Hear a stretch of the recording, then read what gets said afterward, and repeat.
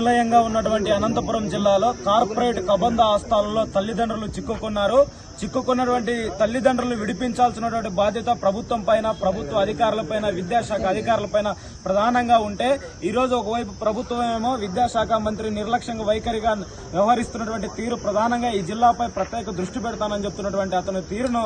ప్రత్యక్షంగా మనందరికి కూడా కనపడుతుంది. దాంతోపాటు ఏదైతే ఈ జిల్లాలో ఉన్నటువంటి డిఈఓ గారు ఉన్నారో ఇప్పటికే చైతన్య గాని, నారాయణ గాని, అదేవిధంగా బాసం విద్యా సంస్థలు గాని, కేశవరెడ్డి గాని, ఇట్లా ఉన్నటువంటి ఎస్ఆర్ విద్యా సంస్థలు గాని ఈ విద్యా సంస్థల్లో విద్యా సంవత్సరం ప్రారంభం కాకముందే కార్డ్ బుకింగ్ పేరుతో 50,000 రూపాయలు కట్టాలన్నటువంటి తల్లిదండ్రులు ఎవరైతే వాళ్ళు ఉన్నారో వాళ్ళందరినీ గేటు బయట నిలబెట్టేటువంటి ప్రయత్నం ఈ రోజు కార్పొరేట్ యాజమాన్యం చేస్తుంది. వీటిపై అనేక మార్లు విద్యార్థి సంఘాలుగా ఎవరైతే డిఈఓ గారు గాని, డిప్యూటీ డిఓ గారు గాని ఒకానొక సందర్భంలో కలెక్టర్ గారు కూడా కంప్లైంట్ చేస్తే ఈ రోజు ఏదైతే కార్పొరేట్ కంపెనీలు, ఏవైతే కార్పొరేట్ పాఠశాలలు ఉన్నాయో వాళ్ళు ఇస్తున్నటువంటి కాసులు కకృతిపడి ఈ రోజు విద్యాశాఖ అధికారులు నిర్లక్ష్యంగా వ్యవహరిస్తున్న తీరు ప్రధానంగా ఈ జిల్లాలో కనపడుతుంది. కాబట్టి ఇప్పటికైనా విద్యాశాఖ అధికారులు స్పందిస్తూ ఏదైతే ముందస్తుగా పాఠ్య పుస్తకాలు విక్రయిస్తున్నటువంటి పాఠశాలలు ఉన్నాయో దాంతో పాటు ముందస్తుగా పై తరగతులకు ప్రమోట్ చేయడానికి ఒక్కొక్క విద్యార్థి నుంచి 50,000 రూపాయలు కార్డ్ బుకింగ్ పేరుతో వసూలు చేస్తున్నారో అట్లాంటి పాఠశాలపై వెంటనే చర్యలు తీసుకోవాలా. పై తరగతికి ప్రమోట్ చేసేటువంటి సందర్భంలో